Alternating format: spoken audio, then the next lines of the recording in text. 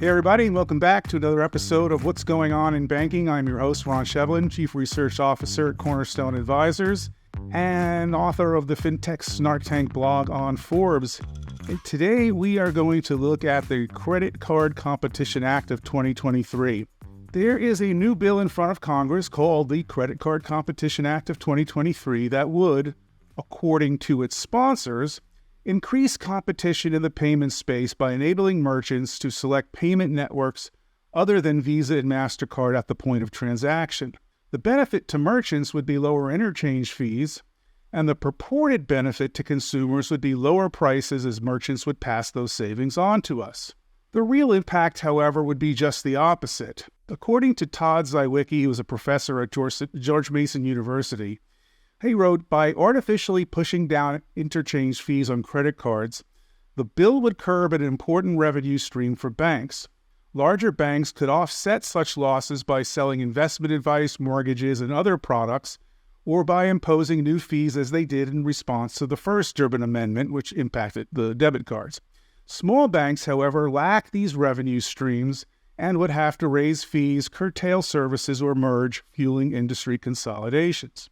Personally, and this is Ron Shevlin talking now, I find it ironic that politicians who want to see large banks broken up would propose financial regulations that would only make them larger.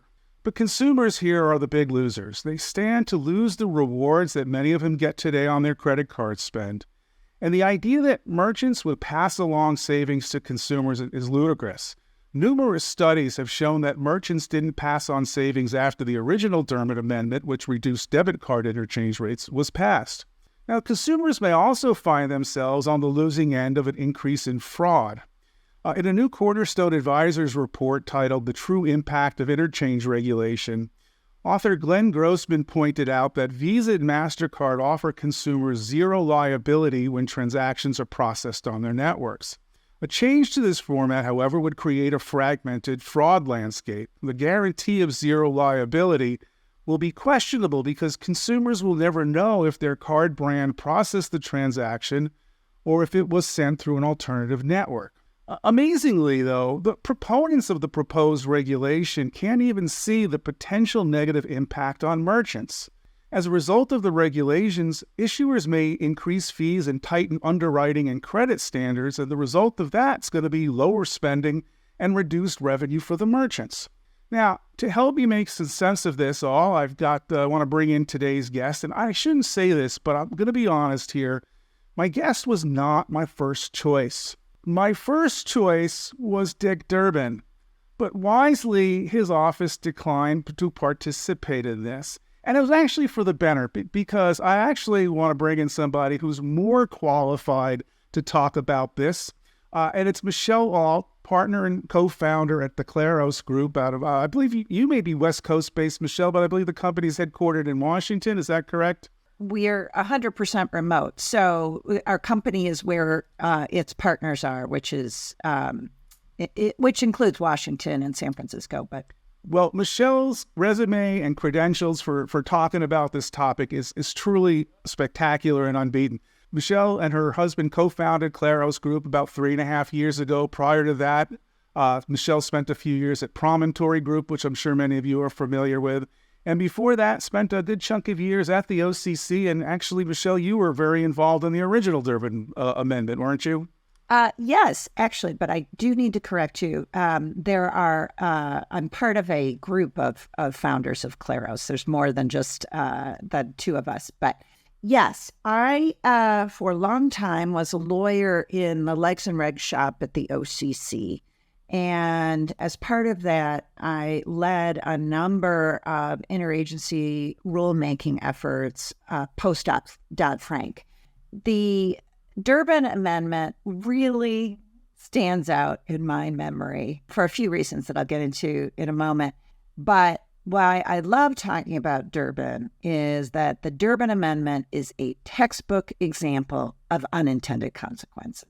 And, really classes, I hope law school classes are taught on these unintended consequences. But just to clarify, the Durbin Amendment directed the Fed only to adopt implementing rules.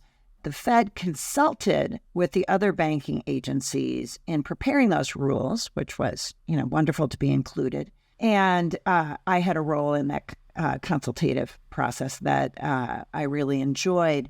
But anyway, would you like me to kind of review Durbin 1.0? No, I want you to, we can go back to that, but let's focus on the new act. And a couple of things. Number one, I'd like you to focus on the intended consequences, the lower rates. And do you believe that that's going to happen and that consumers will see the benefits and so forth? And then please, expand beyond that and tell me what you think the unintended consequences will be. Okay, I'll give that a whirl, Ron.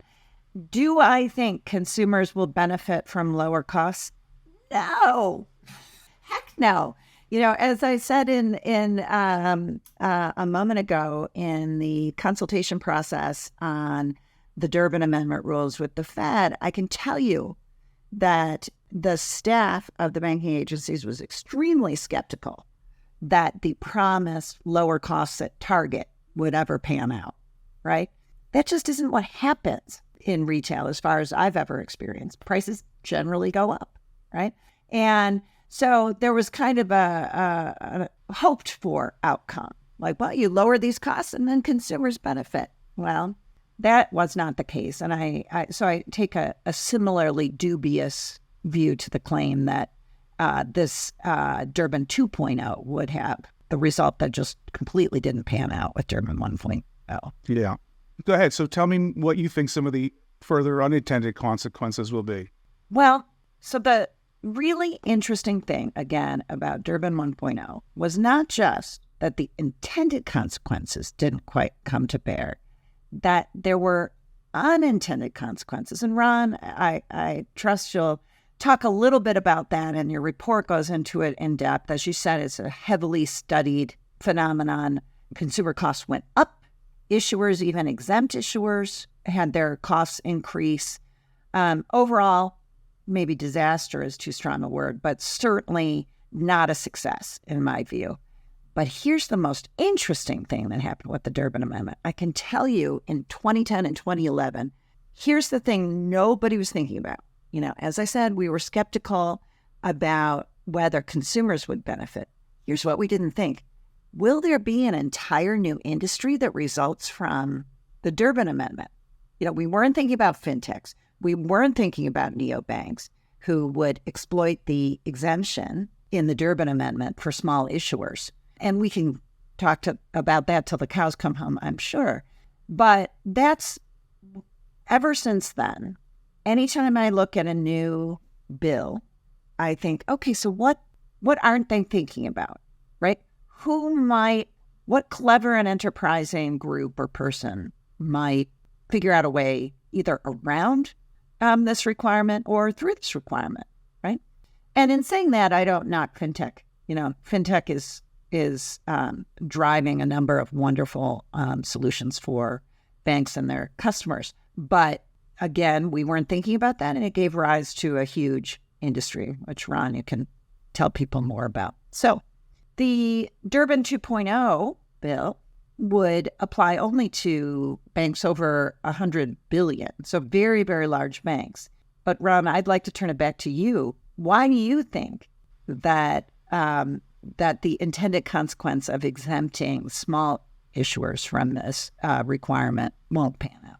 Well, first of all, there's a fraud aspect to this. As I mentioned in the intro, that because of the difficulties in kind of tracking and not having a single view of the transaction, there's going to be some fraud impact to this as well. Now, interestingly, I have talked to a number of credit union CEOs who actually think this could potentially benefit them because they're below that exemption level, and that would benefit from it. But, as I mentioned at the beginning, and going back to Zywicki's comment, is the large banks have marketing budgets that just dwarf what the smaller institutions can do, and they will simply find ways to kind of work around the downside of this from an interchange perspective. It's simply a margin decision. They will go just like they did with Durbin 1.0. start doing one-to-one negotiations because they have the power and the clout. So I still think that this has a net negative impact on the smaller institutions because of that lack of flexibility in dealing with it, and then the increased potential for the fraud. So that's then I see other potential unintended consequences in carrying on from the potential negative impact on the credit limit and reducing the amount of spend. If there is a reduced amount of spend, Michelle, then by definition, sales tax revenues go down. And you may find that there are certain municipalities and governments that are now negatively hurt because of the lower tax revenue and the tax base that they're dealing with. So the second and even third order implications of this just seem to be completely overlooked by the government and by the sponsors of this, who, in my cynical and jaded view of the government, are just doing so to, play to a small band of supporters. So let me ask you this, and I want to kind of get to like the really core crux of the matter here, which is if you were writing the regulations on this, not only do I want to ask you what you would write, but what's the fundamental core problem you think needs to be addressed by regulations? And the Durbin and the supporters of this say, oh, it's increased competition. But I get it. There's a duopoly with MasterCard and Visa. But is that the real problem? And is this regulation really solving that problem? Well, you've unleashed the beast a little bit here, because you just asked a question to a former reg writer, and that can be... I really enjoy this topic, but it's technical and bureaucratic. So if Durbin 2.0 is enacted, which I think is certainly unlikely in the coming session, but we'll see, right? Eventually it may well find itself on Biden's desk. If it's enacted, the board will be once again charged with implementing regulation. Agencies kind of have two options when writing implementing regulations, right? One is to, especially if the agency staff and principals think that the statute is sort of wrong-headed, right? There are two approaches. First, just stick as closely as possible to the statutory language, write a preamble that says, essentially our discretion is limited, not our fault, And that's kind of the easy way out. Then the other option is to get creative. And the agency staff is very creative.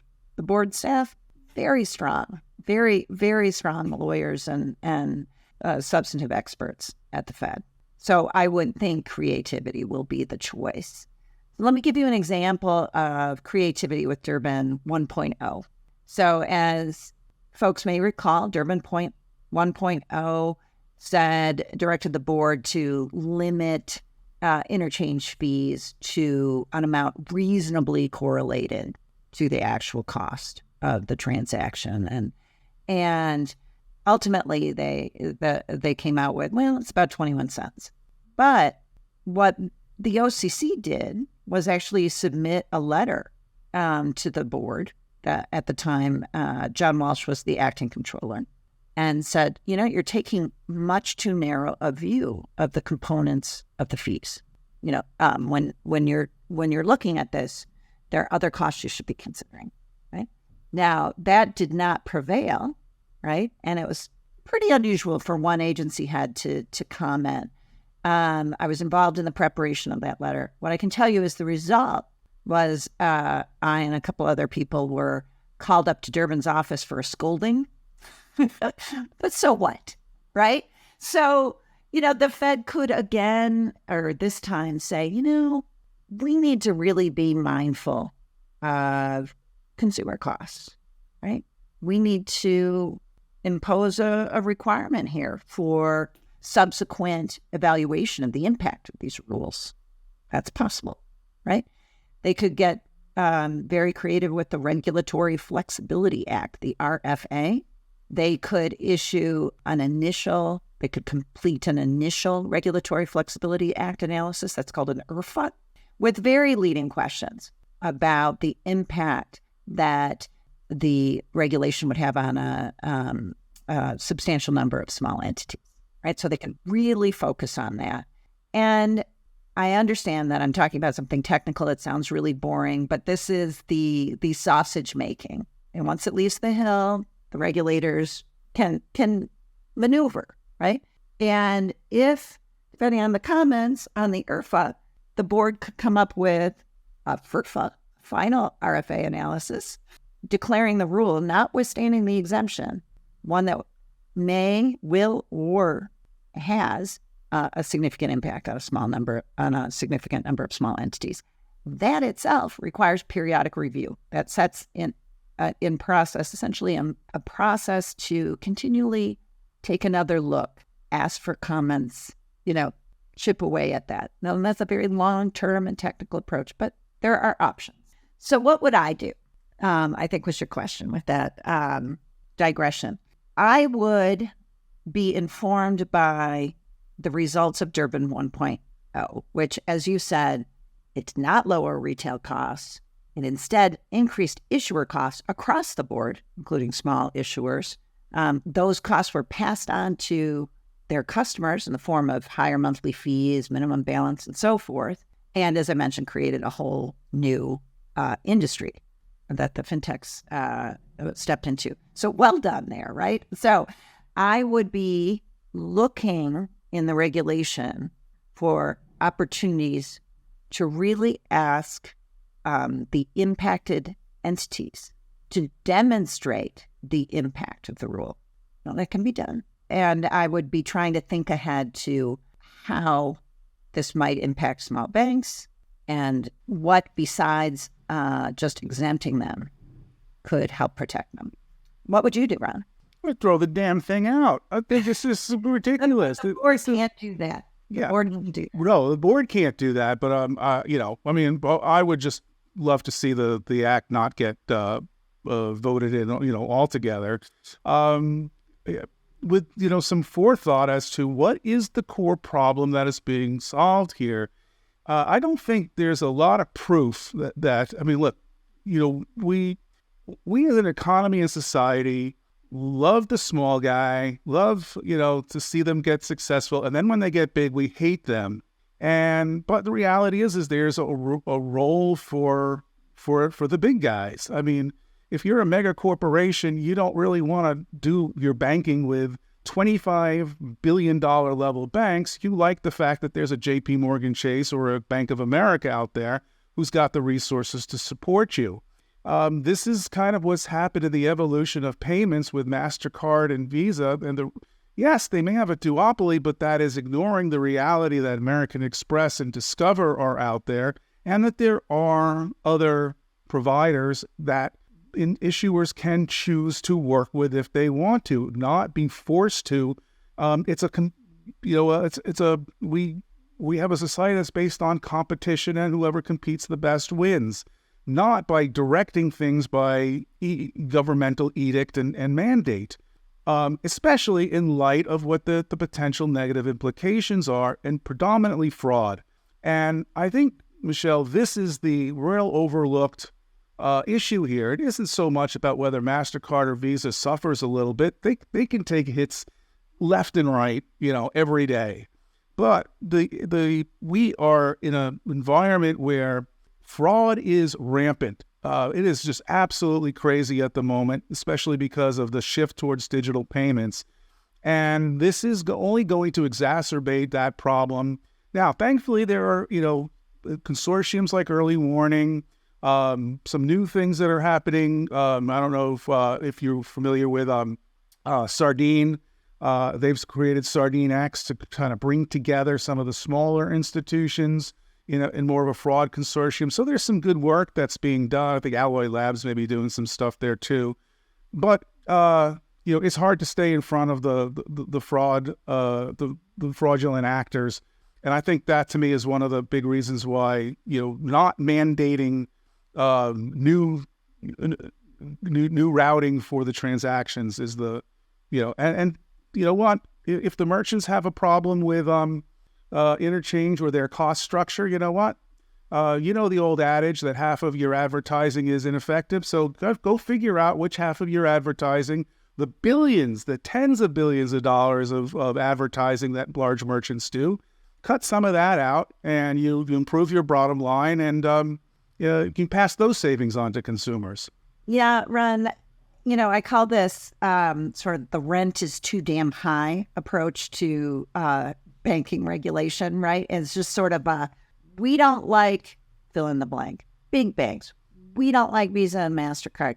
We don't like bank executives who are fat cats who get paid too much, right? Like there's this sort of lack of nuance and sort of a boogeyman approach, right? And in this case, it's really just an approach where I believe Durbin is favoring the retailers, right? It's a giveaway to the retailers. And, not that I will be shedding any tears, and nor will you, over, the impact of Visa and MasterCard. I just think that, there is not a demonstrated efficacy in this approach. Yeah. So your question was, what would I do if I were writing regulations? If your question is, what would I do if I were working on this statute? Well, yeah, I would tank it, but nobody elected me. All right, Michelle, last question for you. And this is an interesting, we're having this discussion, which people are not seeing live. Anybody who's watching this is watching it sometime at least 48 hours after we're actually having this conversation. But literally 2 hours before we got on this call, I saw a news flash that this may actually come to vote in about 96 hours from now, maybe add another 24. So it's possible that we may get this live before the vote. It's also possible that this might not go live before the vote. So I'm going to put you on the hook here. Last question. Is this going to pass? No. Okay, I agree with you. And I hope it doesn't. My prediction, if anything's going to pass the House, is pretty much a no. It's tough in this environment. And, this does have bipartisan support to a certain extent. Yeah, but as I said, everybody's got their boogeyman, and not everybody in the House finds it to be Visa and MasterCard. Great. Michelle, thank you so much for being on What's Going On in Banking. To everybody who joined in, thank you very much for joining us today. I look forward to seeing you on another episode of What's Going On in Banking. Thanks for having me. Anytime, Michelle. Thank you.